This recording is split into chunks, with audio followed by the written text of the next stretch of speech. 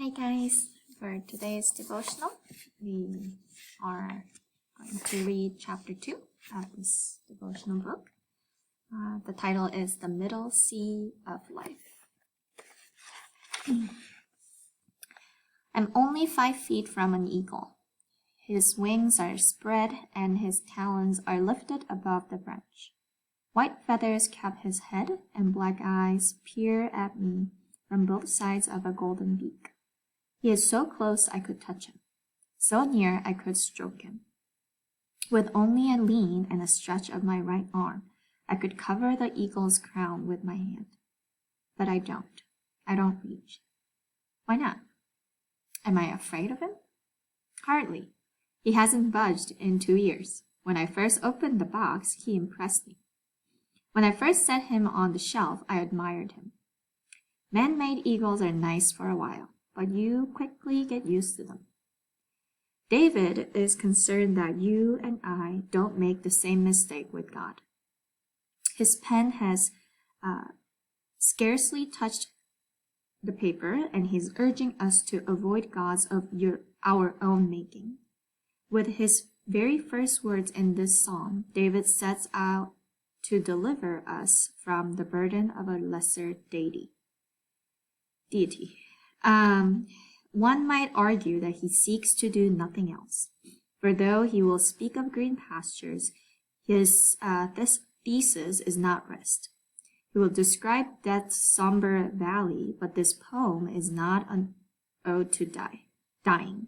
He will tell of the Lord's forever house, but his theme is not heaven.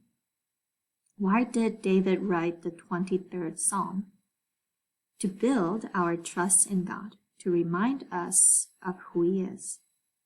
In this psalm, David devotes 115 words to explaining the first two, the Lord. In the arena of unnecessary luggage, the psalmist begins with the weightest, the refashioned God, one who looks nice but does little. God as a genie in a bottle, convenient. Need a parking place? Date? Field goal made or missed? All you do is rub the bottle and poof, it's yours. And what's even better, this God goes back into the bottle after he's done. Or God as a sweet grandpa.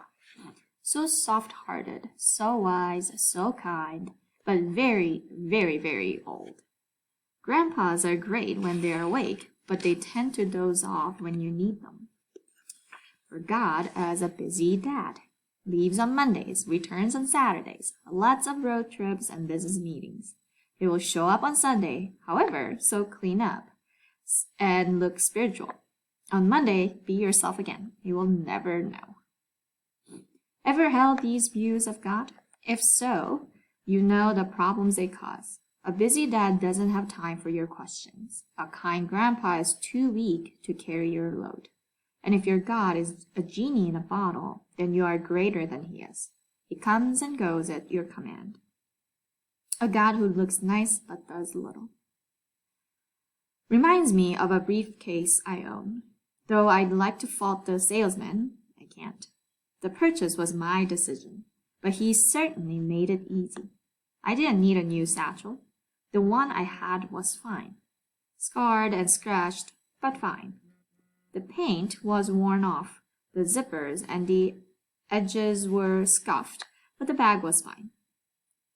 Oh, but this new one, to use the words of the college-age boy in the leather store, was really fine. Loaded with features, copper covers on the corners, smooth leather from Spain, and most of all, an Italian name near the handle. The salesman gave his line and handed me the bag, and I bought them both. I left the store with a briefcase that I have used maybe twice. What was I thinking? It carries so little. My old bag had no copper-covered corners, but it had a belly like a beluga. This new one reminds me of a high-fashion model, slim, stiff, and tight-lipped. A book and a newspaper, and this Italian satchel is Folissimo. The bag looks nice but does nothing. Is that the kind of God you want? Is that the kind of God we have? David's answer is a resounding no. You want to know who God really is? He asked. Then read this. And he writes the name Yahweh. Yahweh is my shepherd. Though foreign to us, the name was rich to David. So rich, in fact, that David chose Yahweh over El Shaddai, which means God Almighty, or El Elyon, God Most High, and El Olam, God the Everlasting. These and many other titles for God were at David's disposal, but when he considered all the options, David chose Yahweh. Why Yahweh? Because Yahweh is God's name. You can call me preacher or writer or half-baked golfer. These are accurate descriptions, but these aren't my names. I might call you dad, mom, doctor, or student, and those terms may describe you, but they aren't your name. If you want to call me by my name, say Max. If I call you by your name, I say it. And if you want to call God by his name, say Yahweh. God has told us his name, how he must long to be close to us. Moses was the first to learn it. 7 centuries prior to David, the 80-year-old shepherd was tending sheep when the bush began to blaze and his life began to change. Moses was told to return to Egypt and rescue the enslaved Hebrews. He raised more excuses than a kid at bedtime, but God trumped each one. Finally, Moses asked, "When I go to the Israelites, I will say to them, 'The God of your fathers sent me to you.' What if the people say, 'What is his name?' What should I tell them?" Then God said to Moses, "I am who I am. When you go to the people of Israel, tell them, 'I am sent me to you.'" This is from Exodus. God would later remind Moses, "I am Yahweh. To Abraham and Isaac and Jacob I appeared as El Shaddai. I did not make myself known to them by my name, Yahweh." The Israelites considered the name too holy to be spoken by human lips. Whenever they needed to say Yahweh, they substituted the word Adonai, which means Lord. If the name needed to be written, the scribes would take a bath before they wrote it and destroy the pen afterward. God never gives a definition of the word Yahweh, and Moses never requests one. Many scholars wish he had, for the study of the name has raised some healthy discussions. The name I am sounds strikingly close to the Hebrew verb to be. It's quite possible a combination of the present tense form and the causative tense. Yahweh then seems to mean I am and I cause. God is the one who is and the one who causes. Why is that important? Because we need a big God. And if God is the one who is, then he is an unchanging God. Think about it. Do you know anyone who goes around saying, "I am"? Neither do I. When we say I am, we always add another word. I am happy. I am sad. I am strong. I am Max. God, however, starkly states I am and adds nothing else. You're what? We want to ask. I am, he replies. God needs no descriptive word because he never changes. God is what he is. He is what he has always been. His immutability motivated the psalmist to declare, "But thou art the same," in Psalm 102. The writer is saying, you are the one who is. You never change. Yahweh is an unchanging God. He is also an uncaused God. Though he creates, God was never created. Though he makes, he was never made. Though he causes, he was never caused. Hence, the psalmist's proclamation, before the mountains were born, or you brought forth the earth and the world, from everlasting to everlasting, you are God. This is Psalm 90. God is Yahweh, an unchanging God, an uncaused God, and an ungoverned God.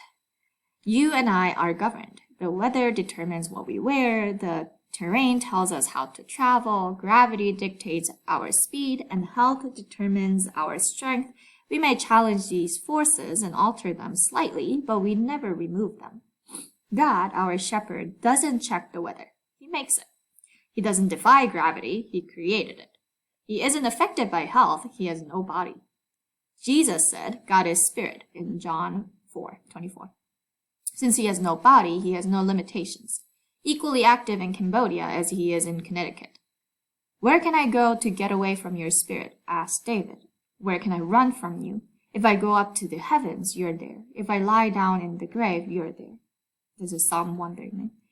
Unchanging, uncaused, ungoverned. These are only a fraction of God's qualities, but aren't they enough to give you a glimpse of your Father?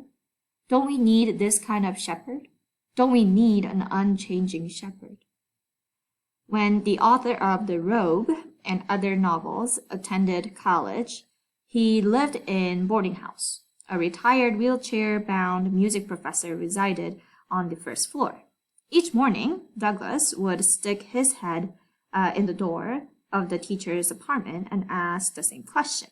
Well, what's the good news? The old man would pick up his tuning fork, tap it on the side of the wheelchair, and say, that's middle C. It was middle C yesterday. It will be middle C tomorrow. It will be middle C 1,000 years from now.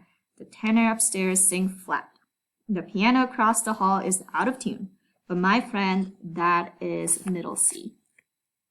You and I need a middle C. Haven't you had enough change in your life?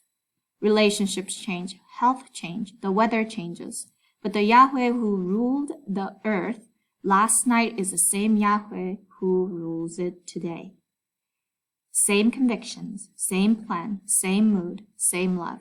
He never changes. You can no more alter God than a pebble can alter the rhythm of the Pacific. Yahweh is our middle C. A still point in a turning world. Don't we need a still point? Don't we need an unchanging shepherd? We equally need an uncaused shepherd. No one breathed life into Yahweh. No one sired him. No one gave birth to him. No one caused him. No act brought him forth. And since no act brought him forth, no act can take him out. Does he fear an earthquake? Does he tremble at a tornado? Hardly. Yahweh sleeps through storms and calms the winds with a word. Cancer does not trouble him, and cemeteries do not disturb him. He was here before they came. He will be here after they're gone. He is uncaused. And he is ungoverned. Counselors can comfort you in the storm, but you need a God who can still the storm. Friends can hold your hand at your deathbed, but you need a Yahweh who has defeated the grave. Philosophers can debate the meaning of life, but you need a Lord who can declare the meaning of life. You need a Yahweh. You don't need what Dorothy found. Remember her discovery in The Wonderful Wizard of Oz? She and her trio followed the yellow brick road only to discover that the wizard was a wimp. Nothing but smoke and mirrors and tin drum thunder. Is that the kind of God you need? You don't need to carry the burden of a lesser God. A God on a shelf, a God in a box, or a God in a bottle. No, you need a God who can place 100 billion stars in our galaxy and 100 billion galaxies in the universe. You need a God who can shape two fists of flesh into 75 to 100 billion nerve cells, each with as many as 10,000 connections to other nerve cells. Place it in a skull and call it a brain. And you need a God who, while so mind-numbingly mighty, can come in the soft of night and touch you with the tenderness of April snow. You need a Yahweh, and according to David, you have one. He is your shepherd. And that's the end of chapter 2. And he just unpacked the first 2 words in this psalm. So you know how this book is going to go. He is going to go through this psalm, but he's going to take it very slowly, really digesting every word, so no word go wasted.